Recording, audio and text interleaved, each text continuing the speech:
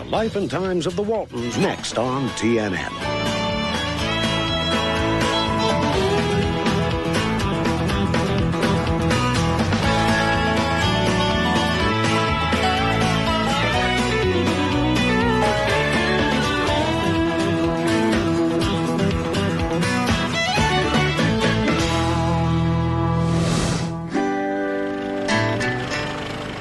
In the fall of 1972, CBS decided to risk going against the trend in television.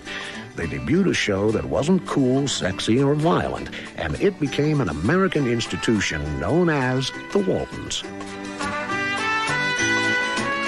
The series was based on its creator, Earl Hamner's early life.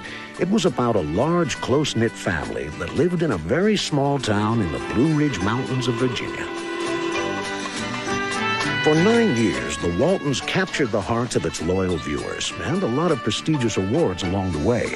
It was not only quality television, but also just what audiences were waiting for, maybe even needing. Certainly when the show came along in the early 70s, it was the exact opposite of all the turmoil that was going on in the country at the time. And just a return to a simpler and a sweeter time. I think it was a healing show, primarily. I think we were coming out of a decade of chaos at a time when so many families were cracking apart because kids were protesting the war, doing drugs, moving away from home, having alternative lifestyles that were complicated for families to understand. Ralph Waite told me something that really was sweet. He said there's a lot of guys who down in Venice, and they're sort of a self-help group, and they sit there, and they're these tough old guys, and they sit and they sob for an hour every Thursday night watching the show. And I said, that's strange. Why? He said, because they look at life the way it should be. It tapped into something that America was hungry for, and still is. At first, it seemed that nobody, even those involved, anticipated the success of the Waltons. The Waltons started out as a throwaway. I mean, it was up against Mod Squad and Flip Wilson. It had no chance of making it. I mean, they wrote it off, and they were writing reviews like, this is a great show, but no one's ever going to watch it. But everybody, I mean, including myself and my agents, had said, this will last 6 weeks, maybe 13, where they usually cancel. And you'll be able to go back to New York. And that's one of the reasons I was willing to test for it, because I knew I could make a little money and get back home. So consequently, the network busied them. You know, network people do interfere, and with the best of intentions. But I think thinking that the Waltons didn't stand a chance, they let me alone, and I was able to tell the stories that I wanted to tell and present these people the way I knew them. When the series debuted, it was set in the 1930s, and the Walton family, like most of the rest of the country back then, was trying to survive the hardships of the Great Depression. People ask me, how could you write such fond memories of such a grim time? And the thing is, it wasn't a grim time for us. We were a sufficient family. Every Thanksgiving, my father would go out and shoot a turkey. we had a cow, so that we had fresh milk and butter. I'm probably the only writer in Hollywood who knows how to milk a cow, and certainly the only writer that I know of who's ever slaughtered a hog. So you see, my qualifications of being a writer are very wide. The stories were told in the form of memories, with each episode starting with Earl Hamner's narration, giving a little family history and setting up the theme of that night's show. Richard Thomas's character, John Boy, represented Earl Hamner in his youth. He was the oldest child in a large family with the dream of becoming a writer. Over the years, the series took the family from the Depression through World War II. But at its core, it's about the kind of experiences everyone shares. People died, people got sick, people graduated from school, people had success, people had failure. People had conflicts, the same as they do today. The series also proved that good acting and strong storytelling were still great ways to find an audience. The writing on The Waltons was incredible. The producers were amazing. and the actors were incredible. Richard, Ralph, Michael, Will, and Ellen were amazing. And the synergy that they had carried the show. And Richard was such a great actor and so young. I was basically born and raised into the world that John Boy would have given anything to leave home to become. Not that he wanted to become an actor or performer, but, you know, I was born in New York City, raised in New York City. I was the son of ballet. When this life is over, I fly away,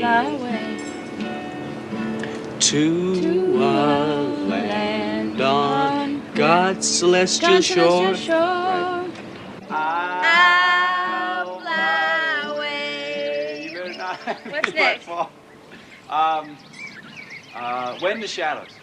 When the shadows of this life are gone, I'll fly away. That's right. When I die, hallelujah, by and by, I'll fly away. I'll fly away, oh glory. I'll fly away in the morning. When I die, hallelujah, by and by, I'll fly away. Just a few more weary days and then I'll fly away to a land where joys will never end. I'll fly away. I'll fly away, oh glory. I'll fly away in the morning. When I die, hallelujah, by and by, I'll fly away. I'll fly away. Yes. I'll fly away.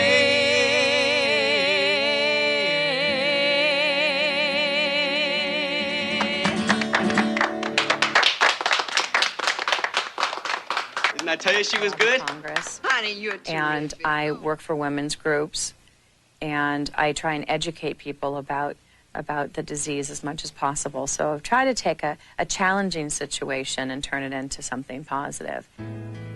Judy Norton now lives in Vancouver, Canada.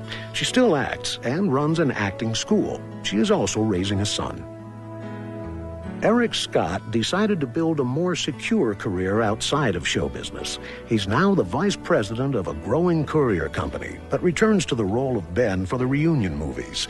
Fans who have followed the lives of the stars of the Waltons know that Eric suffered a tragic loss 7 years ago when his wife died right after giving birth to their daughter, Ashley. She was diagnosed with leukemia on a Monday. We extracted Ashley's C-section on Tuesday, and Thursday morning at 10:30 she passed away. So in a period of 72 hours, I went from having a very, very happy, normal 9-month pregnant wife to being a father and a widower. Eric dedicated himself to raising his daughter alone for the last 7 years. Now, happily, Eric is engaged and will soon be married. As far as the youngest kids on the show are concerned, David Harper is an artist living in Southern California, and Cammie Kotler now lives in Virginia. She is raising her family not all that far from where the family that inspired the Waltons lived. The Life and Times of the Waltons returns in a moment on TNN. Aside from the Waltons family itself, Walton's Mountain was home to plenty of colorful characters. Joe Conley played general store owner Ike Godsey. The specific character in the beginning was just a friendly, good old boy. As the show went on, and I became more ingrained into the stories, the character got stronger. And he was the only man who owned a store in the whole area. Outstandingly honest, very moral, as were all the Waltons. Quite a nice man. People say that I put a lot of myself in the character, and I hope that's true. Joe was born in Buffalo, New York in 1928. His family background may have helped him be the perfect actor to play Ike. His grandfather was a traveling salesman known as Snake Oil Johnny. His mother was a performer in vaudeville. Joe started performing locally at age 6. After high school, he moved out to California to go to college. But even though he had been too young to be drafted during World War II, he had to leave college to serve as part of the occupying army in post-war Japan. After his tour of duty, he went back to complete his education. I finished college, graduated in 1951. The Korean War had just broken out the previous year, and I was called back into the service. And I was a big-time second lieutenant. And I was in combat, and in October I got wounded. Joe was awarded a Purple Heart and Silver Star for his service to his country. He returned to Los Angeles to pursue an acting career. Soon he was a familiar face on TV shows and hundreds of commercials, all leading up to his role as America's best-known general store owner. During the first few seasons, Walton's audiences also got to see a young actor named John Ritter begin on his road to stardom. John was one of the most delightful characters we had on the show ever. He played a young minister named Reverend Fordwick, a young Baptist minister starting out in a very conservative area.